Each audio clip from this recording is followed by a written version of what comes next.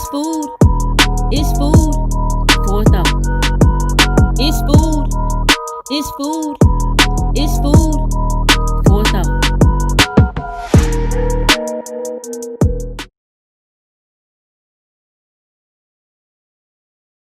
So I have a quote. Joyce Myers said it best. If you're having a hard time hearing from God, think about the last thing that he said to you. If you did not do it, then there's your answer right there.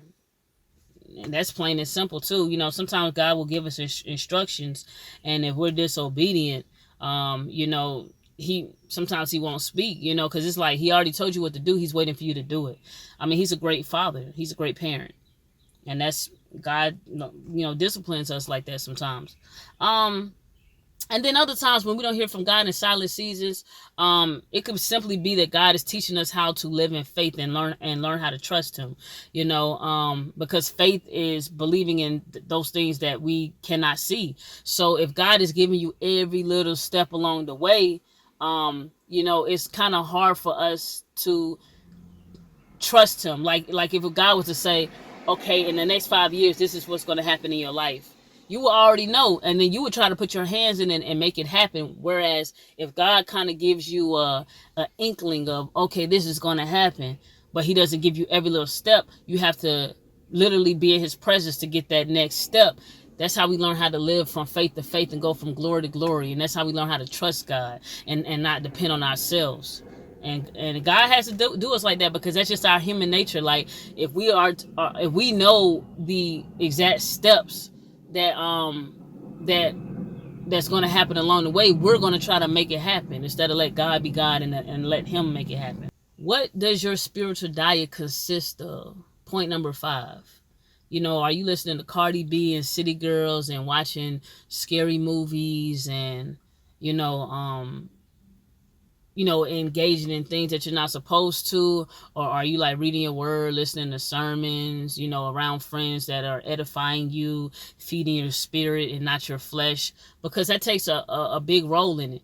When you're on your walk with God, your spirit man has to increase so that your flesh can decrease. If you're feeding your flesh, then your spirit man will be so small. It's hard to hear from God when you're in that state.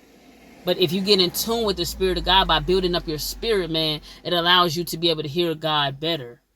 Sometimes we can place ourselves in our own silent seasons. God is speaking directly to us, but it's hard for us to realize it because we're not in tune. We're feeding our flesh too much. God may be using a silent season to allow you to get closer. So when I went online, I saw something from desiringgod.com. It said, let me see, I'm gonna give you this quote real quick. It says, to be deprived, we live mainly in the age of anticipation, not gratification. So you desire God and ask for more of him, but what do you get? You get stuck in a desert feeling deserted. You get stuck in a silent season like, God, where are you? I just want more of you. I thirst for you. And it's like we love to engage with the thrill of getting to the goal, but once we get the goal, we're unsatisfied. That's how we are as human beings, and God knows that. So this was the quote: if desire is to earth what sight is to heaven, then God answers our prayer with more desire. It's the desert that awakens and sustains desire.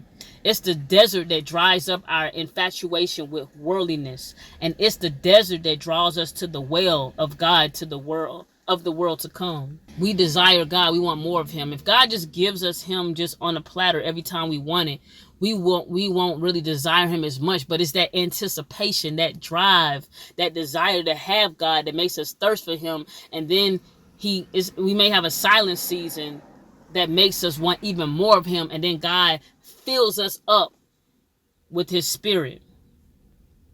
I like that. And a way to think about it is this, a metaphor. So why is water so much refreshing when you're really thirsty? You could just drink water, be like, oh, okay, I want some water, all right, whatever. But when you're thirsty, you done went on a hot run in 90-degree weather, then you come inside and it's that ice cold water. It's so much more refreshing to the spirit, to the soul. That's the same thing that God does to us in silent seasons. We say, God, I want more of you. Then you be like, hey, God, I can't hear from you. Where are you? That's how he refreshes our spirit. He's the water to the thirst in our spirits, our souls. So oftentimes God may be using a silent season, to draw us closer to him.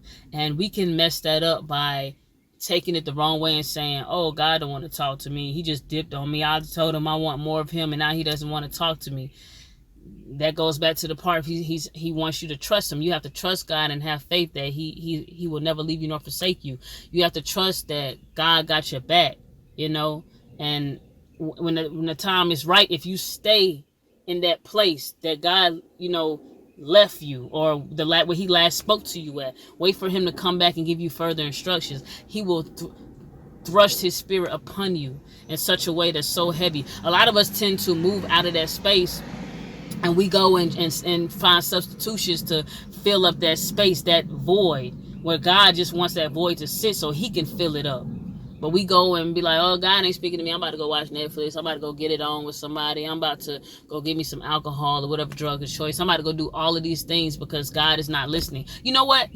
Actually, I'm about to think about the prophecy that God said is going to come to pass. I'm going to make it come to pass. I ain't waiting on God. He taking too long. That's what we tend to do. So in silent seasons, we have to stay put, trust God, know that he will never leave us nor forsake us, know that he wants us to draw near to him. So in those times, we need to be in our word and praying and fasting like never before to prepare ourselves, because he's about to thrust his spirit upon us. Don't walk outside of the will of God. Keep feeding your spirit and not your flesh, and continue to learn to hear God's voice. Like I said, it will be a hit or miss, but you will learn how to hear God's voice.